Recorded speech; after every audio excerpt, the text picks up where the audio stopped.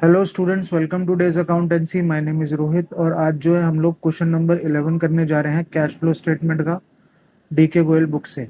तो आइए स्टार्ट करते हैं। क्वेश्चन नंबर 11 के अंदर हमको एक बिल्कुल प्रॉपर बैलेंस शीट दे रखी है, राइट। हमको shareholder fund, non current liability, current liability, assets में non current asset, current asset, और नीचे नोट्स में हमको वेरियस इंफॉर्मेशन दे रखी है। रिजर्व एंड सरप्लस दे रखा है, लॉन्ग टर्म बोरोइंग दे रखा है, अदर करंट लायबिलिटी दे रखा है, शॉर्ट टर्म प्रोविजन दे रखा है, और अदर करंट एसेट भी हमको दे रखी है। तो स्टूडेंट, सबसे पहले हम लोगों को पता है कि सबसे पहले हमको क्या करना पड़ेगा कि net profit of the current year after appropriation difference between closing balance and opening balance, right. तो मुझे सबसे पहले balance in statement of profit and loss account को अगर हम देखें तो ये लास्ट ईयर -5,000 था और इस ईयर जो है ये 65,000 है। तो क्लोजिंग माइनस ओपनिंग, राइट। तो 65,000 माइनस, और ये ऑलरेडी नेगेटिव में है, तो ये बैलेंस कितना आ गया स्टूडेंट्स? ये आ गया 70,000, राइट। ट्रांसफर टू रिजर्व में अगर हम देखें कि जनरल रिजर्व जो है वो लास्ट ईयर हमारा 1,25,000 था, अब 1,35,000 है। तो इसका मतलब 10,000 का उसमें क्या मिला है हमको? इंक्रीज देखने के लिए मिला है, राइट। अब हमें क्वेश्चन में प्रपोज डिविडेंड के बारे में कोई भी इंफॉर्मेशन गिवन नहीं है, इंटरिम डिविडेंड के बारे में हमको कोई इंफॉर्मेशन गिवन नहीं है। अब आते हैं हम लोग शॉर्ट टर्म प्रोविजन में। तो प्रोविजन फॉर टैक्स हमको दे रखा है, राइट स्टूडेंट। तो हमको पता है कि यहाँ पर हमको मेड वाला जो है provision for income tax made during the current year वो हमें लेना है। तो करंट ईयर हमारा कितना है? 75,000, और लास्ट ईयर का कौन सा है? 70,000। तो करंट ईयर का हम लोग क्या मानते हैं? Made, right. और प्रीवियस ईयर का हम लोग मानते हैं पेड, राइट। तो हमने इसमें 75,000 को क्या कर दिया है स्टूडेंट? ऐड कर दिया है, right. Refund of income tax के बारे में हमको कोई इंफॉर्मेशन गिवन नहीं है। एक्स्ट्रा ऑर्डनरी आइटम डेबिटेड के बारे में कोई इंफॉर्मेशन नहीं है। एक्स्ट्रा ऑर्डनरी आइटम क्रेडिटेड के बारे में भी हमको कोई इंफॉर्मेशन नहीं है। तो हमारा net profit before tax and extraordinary item कितना आ गया है? ये आ गया है हमारा 5,714 और एक 15, यानी 1,55,000 जो है वो हमारा net profit before tax and extraordinary item आ गया है, राइट। अब हम लोग चलते हैं एडजस्टमेंट फॉर नॉन कैश और नॉन ऑपरेटिंग आइटम्स की तरफ। तो यहाँ पर हमको कोई डेप्रिसिएशन दे रखा है स्टूडेंट, उसके बारे में कोई इन्फॉर्मेशन नहीं है हमको। प्रिलिमिनरी एक्सपेंसेस के बारे में हमको कोई इन्फॉर्मेशन नहीं है। गुडविल, पेटेंट, ट्रेडमार्क, एमोटाइज, इसके बारे में हमको कोई इन्फॉर्मेशन नहीं है। Interest paid on short term and long term borrowing. अब यहाँ पर आप देख सकते हैं कि लॉन्ग टर्म बोरोइंग के अंदर हमारा 8% डिबेंचर दे रखा है, राइट। और लास्ट ईयर ये 2 लाख का था और इस ईयर जो है ये 2,50,000 का हो गया है, राइट स्टूडेंट। तो हमेशा याद रखना है कि ये जो इंटरेस्ट की पेमेंट होती है, अगर कोई इंफॉर्मेशन हमको डेट के रिगार्डिंग नहीं दे रखी न्यू इशू ऑफ डिबेंचर के से रिलेटेड, तो हम लास्ट ईयर के बेसिस पर इंटरेस्ट जो होगा उसको पे करेंगे। यानी कि 2 लाख का 8% कितना हो गया स्टूडेंट? ये हो गया हमारा 16,000, राइट। यानी 2 लाख का हमने 8/100 करा है, तो इससे हमारा जो है ये 16,000 आया है, राइट स्टूडेंट। अब इंटरेस्ट ऑन बैंक ओवरड्राफ्ट के बारे में कोई इन्फॉर्मेशन नहीं है। Loss on sale of fix asset के बारे में कोई इन्फॉर्मेशन गिवन नहीं है। Increase in provision for doubtful debt के बारे में कोई इन्फॉर्मेशन गिवन नहीं है।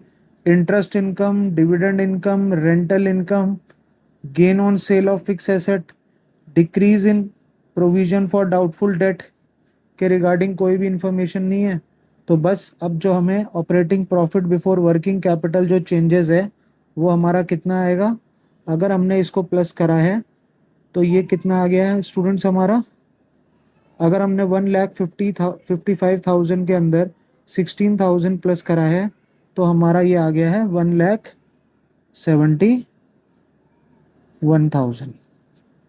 राइट स्टूडेंट, आई होप कि आपको यहाँ तक समझ में आया होगा। अब हम आगे मूव कर रहे हैं। अब हम जा रहे हैं अपनी ऑपरेटिंग एक्टिविटीज़ को कैलकुलेट करने। अब सबसे पहले हमें क्या देखना है, करंट एसेट देखनी है और करंट लायबिलिटी हमको देखनी है।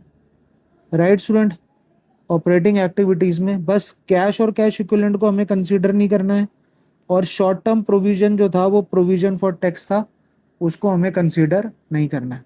तो अब देख सकते हैं आप लोग, इन्वेंट्री लास्ट ईयर 2 लाख की थी, अब कितनी हो गई है 2,40,000, यानी कि इंक्रीज हो गया है इन्वेंट्री के अंदर।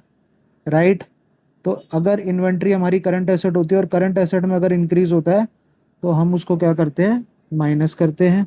फिर आता है ट्रेड रिसीवेबल। ट्रेड रिसीवेबल भी 1,80,000 का था, फिर 2 लाख का हो गया, उसमें भी हमें 20,000 की इंक्रीज देखने को मिली है, तो उसको भी हमें माइनस करना पड़ेगा। Other current asset, other current asset में प्रीपेड एक्सपेंसेस है जो कि डिक्रीज हुए हैं। राइट, प्रीपेड एक्सपेंसेस हमको क्या हुए हैं, डिक्रीज हुए हैं, 23,000 से 15,000 हुए हैं, यानी कि 8,000 का इसमें डिक्रीज आया है। राइट, तो डिक्रीज आया तो हम उसको क्या कर देंगे, ऐड कर देंगे। राइट, अब हम चलते हैं करंट लायबिलिटी पर। तो अदर करंट लायबिलिटी के अंदर हमारा आउटस्टैंडिंग एक्सपेंसेस है। आउटस्टैंडिंग एक्सपेंसेस स्टूडेंट्स हमको पता है कि 3,000 जो है वो लास्ट ईयर था, और अब जो हो गया वो नील हो गया, यानी कि डिक्रीज हुआ है। और डिक्रीज अगर हुआ है आउटस्टैंडिंग एक्सपेंसेस के अंदर तो हम उसको क्या करेंगे, माइनस करेंगे। राइट, अब कैश जनरेटेड फ्रॉम ऑपरेशन हमें कैलकुलेट करना पड़ेगा। इनकम टैक्स पेड, अगला है इनकम टैक्स पेड। अब मैंने आपको क्या बताया था प्रोविजन फॉर टैक्स में, कि करंट ईयर का मेड होता है और प्रीवियस ईयर का पेड होता है। तो ये जो 70,000 है वो यहाँ पर क्या होगा, माइनस होगा। बाकी एक्स्ट्रा ऑर्डिनरी आइटम क्रेडिटेड के बारे में कोई इन्फॉर्मेशन नहीं है, डेबिटेड के बारे में कोई इन्फॉर्मेशन नहीं है। तो अब हम कैलकुलेट करते हैं और अपना नेट कैश जो होगा ऑपरेटिंग एक्टिविटीज से वो हम फाइंड आउट करने की कोशिश करते हैं। Right, let me use the calculator. अगर 1,71,000 plus 8,000 becomes 1,79,000 minus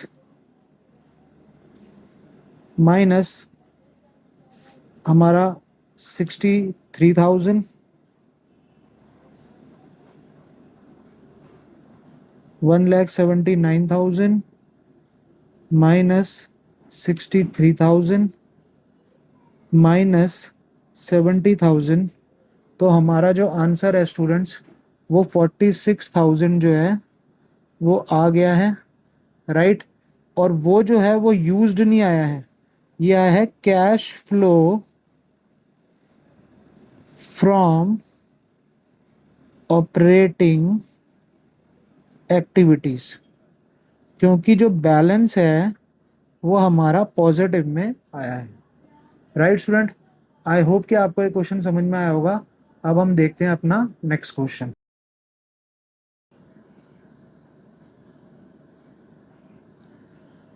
hello students, welcome two days accountancy. My name is Rohit, और आज जो है हम लोग क्वेश्चन नंबर 12 करने जा रहे हैं कैश फ्लो स्टेटमेंट का डीके गोयल बुक से। तो आइए स्टार्ट करते हैं। स्टूडेंट्स, ये क्वेश्चन थोड़ा स्लाइटली डिफरेंट है, क्योंकि अब तक जितने भी हमने क्वेश्चन करे हैं वहाँ पर हमें बैलेंस शीट गिवन थी, बट इस पर्टिकुलर क्वेश्चन के अंदर हमको statement of profit and loss given है। तो आइए देखते हैं। स्टूडेंट्स, ये हमारा क्वेश्चन नंबर 12 है। इस क्वेश्चन में हमको statement of profit and loss given है। हमको रेवेन्यू फ्रॉम ऑपरेशन 40 लाख दे रखा है, एक्सपेंसेस के अंडर में परचेज हमको 22 लाख दे रखा है, इन्वेंट्रीज हमको 1 लाख दे रखी है, डेप्रीसिएशन एंड अमोर्टाइजेशन एक्सपेंसेस हमको 80,000 दे रखे हैं, अदर एक्सपेंसेस हमको 10,20,000 दे रखे हैं। टोटल एक्सपेंसेस हमारे 32 लाख है और प्रॉफिट बिफोर टैक्स हमारा 8 लाख हमको दे रखा है। बाकी की जितनी भी एडिशनल इंफॉर्मेशन है ये हमारी करंट एसेट और करंट लायबिलिटी से रिलेटेड है। तो आइए क्वेश्चन को स्टार्ट करते हैं। तो स्टूडेंट इस क्वेश्चन को करना कैसे है, सबसे पहले हमको ये समझना है कि क्वेश्चन स्टार्ट कहाँ से करना है कि net profit of the current year, right. अगर हमको प्रीवियस ईयर और करंट ईयर का प्रॉफिट एंड लॉस का बैलेंस अगर दिया होता है तो हम उसका डिफरेंस ले लेते हैं, राइट। और इस क्वेश्चन में ऐसा कुछ दे नहीं रखा, इस क्वेश्चन में हमको डायरेक्ट प्रॉफिट गिवन है, यानी net profit of the current year हमको गिवन है 8 लाख। तो हमारा जो क्वेश्चन है वो 8 लाख से स्टार्ट होगा, राइट। ट्रांसफर टू रिजर्व के रिगार्डिंग कोई एडजस्टमेंट नहीं है, प्रपोज डिविडेंड के रिगार्डिंग कोई इन्फॉर्मेशन नहीं है, interim dividend, provision for income tax इसके regarding, refund of income tax, extraordinary item debited, extraordinary item credited. तो हमारा जो बैलेंस आ गया वो आ गया 8 लाख, यानी हमारा net profit before tax and extraordinary item हमारा 8 लाख आ गया है। फिर हमको नॉन कैश और नॉन ऑपरेटिंग आइटम्स को एडजस्ट करना है। तो यहाँ पर हम देख सकते हैं कि डेप्रीसिएशन और अमोर्टाइजेशन एक्सपेंसेस हमको कितने दे रखे हैं, 80,000 दे रखा है, राइट। तो हमें 80,000 को यहाँ पर ऐड कर दिया। प्रिलिमिनरी एक्सपेंसेस के रिगार्डिंग कोई इन्फॉर्मेशन नहीं है, गुडविल, पेटेंट, ट्रेडमार्क, कॉपीराइट के रिगार्डिंग कोई इन्फॉर्मेशन नहीं है, interest paid on bank overdraft के रिगार्डिंग कोई इन्फॉर्मेशन नहीं है। वैसे ही interest paid on bank overdraft उसके रिगार्डिंग भी कोई इन्फॉर्मेशन नहीं है, लॉस ऑन सेल के बारे में भी कोई इन्फॉर्मेशन नहीं है, increase in provision for doubtful debt के रिगार्डिंग कोई इन्फॉर्मेशन नहीं है, इंटरेस्ट इनकम के रिगार्डिंग कोई इन्फॉर्मेशन नहीं है, डिविडेंड इनकम के, रेंटल इनकम के रिगार्डिंग कोई हमको इन्फॉर्मेशन नहीं दे रखी, gain on sale of fix asset के regarding decrease in provision for doubtful debt कोई इन्फॉर्मेशन नहीं दे रखी। तो अगर हमने इसको ऐड करा 8 लाख प्लस 80,000 तो हमारा जो operating profit before working capital changes आया वो आया 8,80,000, राइट स्टूडेंट। बस अब हमको आगे cash flow from operating activities को कैलकुलेट करना है। तो सन्ड्री क्रेडिटर 40,000 से क्या हुए हैं स्टूडेंट, हमारे इंक्रीज हुई हैं। तो सन्ड्री क्रेडिटर होते क्या है हमारे, ये ट्रेड पेबल के अंदर आते हैं, ये हमारी करंट लायबिलिटी होते हैं। तो इसी करंट लायबिलिटी में हमें इंक्रीज देखने को मिला है तो हमें उसको क्या करना पड़ेगा, ऐड करना पड़ेगा। सन्ड्री डेटर हमारे इंक्रीज हुए हैं, राइट। और सन्ड्री डेटर जो है वो हमारे ट्रेड रिसीवेबल के अंदर आते हैं, ये हमारी करंट एसेट है। तो इसका क्या करना पड़ेगा हमें, करंट एसेट अगर इंक्रीज हुई है तो हमें उसे माइनस करना पड़ेगा। आउटस्टैंडिंग वेजेस हमारी डिक्रीज हुई है, आउटस्टैंडिंग एक्सपेंसेस हमारे डिक्रीज होने का मतलब हमारी करंट लायबिलिटी डिक्रीज हुई है।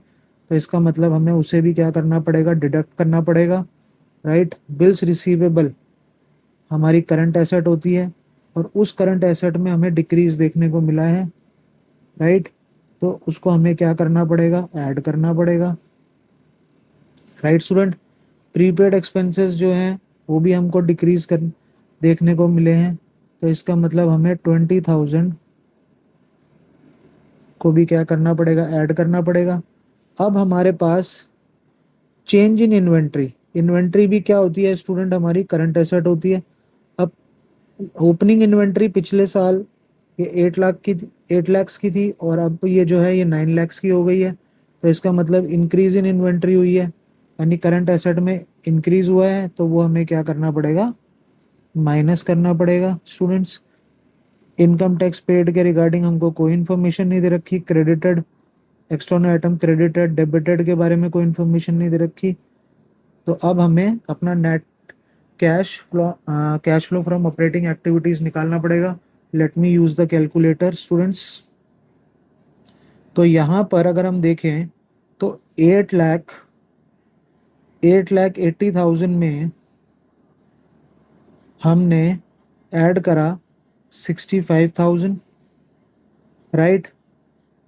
उसमें से हमने इंक्रीज इन इन्वेंट्री जो है स्टूडेंट, ये भी हमारा नेगेटिव में जाएगा क्योंकि करंट एसेट इंक्रीज हो रही है, तो वो माइनस में जाएगी, तो -1 लाख, राइट। फिर -70,000, राइट, और -10,000। तो जो हमारा आंसर है वो 7,65,000 स्टूडेंट्स आ गया है, राइट। तो ये हमारा cash flow from operating activities आया है, क्योंकि बैलेंस जो है वो पॉजिटिव में आया है स्टूडेंट्स, राइट। तो आई होप कि आपको ये क्वेश्चन समझ में आया होगा। अब हम मिलेंगे अपने नेक्स्ट वीडियो में।